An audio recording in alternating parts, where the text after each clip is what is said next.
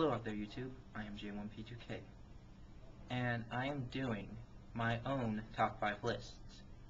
This is the top 5 chaotic creatures I despise the most. Number 5. The Merithian tribe. Now, they're number 5 on the list because I don't know that much about them. I don't really know their personality, their purpose, what their real goals are. All I know is that they have the power of mind control. And whenever anyone has the power of mind control, that usually means one thing. They're evil. I mean, look at LaRouche from Code Geass. He has mind control, and he's not technically evil, but he does do a lot of evil. And that's why mainly they're number 5 on the list. Number 4, Prince Mudiinu of the Mopedian tribe. He's number 4 on the list because, well, he's just despicable. The guy, he is first shown in Castle Bodrin or Bust, Part 2. And this guy is wicked. He kidnaps humans and makes them his prisoner. He completely despises almost everyone he knows. He's self-centered beyond all reason. In fact, the only people he possibly cares about is his own tribe. And that's on a barely noticeable level. I mean, seriously, if I was part of the royal family, I'd kick him straight out of the palace faster than any other royal family member that ever existed in history. But he's number 4 because there are some pretty cool parts to him. As I just said, he does have some caring about his own tribe mates, even though there's very little about it. But also, he has some pretty interesting lines. If you watch the episode, he actually said the human being he captured on the show asks him what he's searching for. Well, what he's searching for is called the Kathaka, along with all the other tribes. It's considered to be a legend, but a lot of people say it's real. The human he captured asks him, the Kathaka is just a myth, right? So how do you know it exists?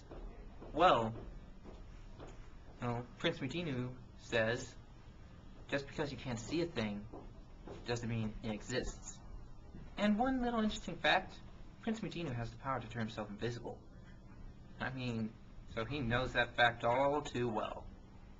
Prince Mudiinu for number 4. Number 3 on my list, Slurk. This guy is evil.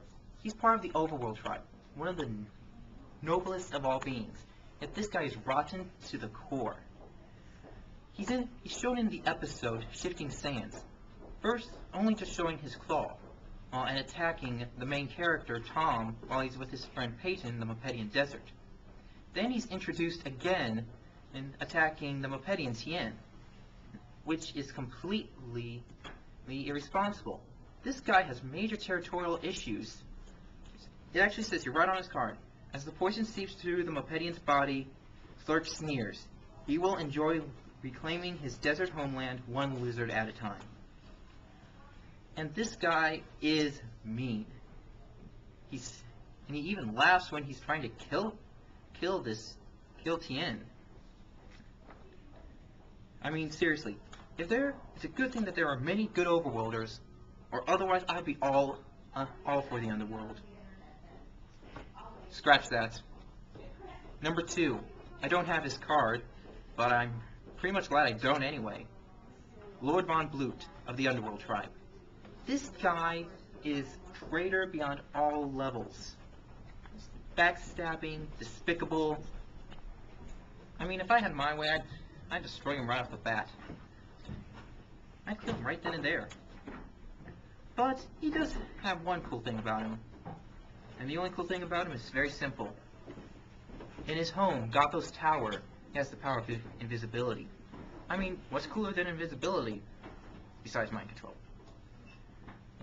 But this guy is just despicable. He goes up against the leader of the underworld, Kaor, which is basically signing a death wish, and he has his own following. 2 of his most famous are Kaibon, who's nothing but a coward, and I forget her name.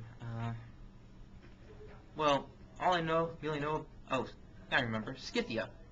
all I really know about her is that she was despised by everyone else until she ran into Lord von Bluet. So I understand his two major followers, but him, he's just rotten to the core. And as for number 1 on my list, the Danian tribe. Now, the thing about the Danian tribe is that they were one of my favorites, considering with their power of hive ability, and as it's said on the Bond's card, I don't have him here, unless we become one, we become none. And if you think about it, that's pretty much what will happen to the human race. If we don't become one, we will all die. But what really ticked me off the most was when the Danians took Rymusa, the ambassador of the Overworld tribe, and turned him into a Danian by the use of parasites. That guy was they stabbed him straight in the back. All the guy wanted was peace. And how did they repay him? By turning him into a bug. I mean, seriously, that is the ultimate backstabbing. If you ever get a chance, watch the 2nd episode of the new season of Chaotic, and you'll understand what I mean. And you'll possibly sympathize with my anger. That's all I have. I hope you enjoyed it. Or not.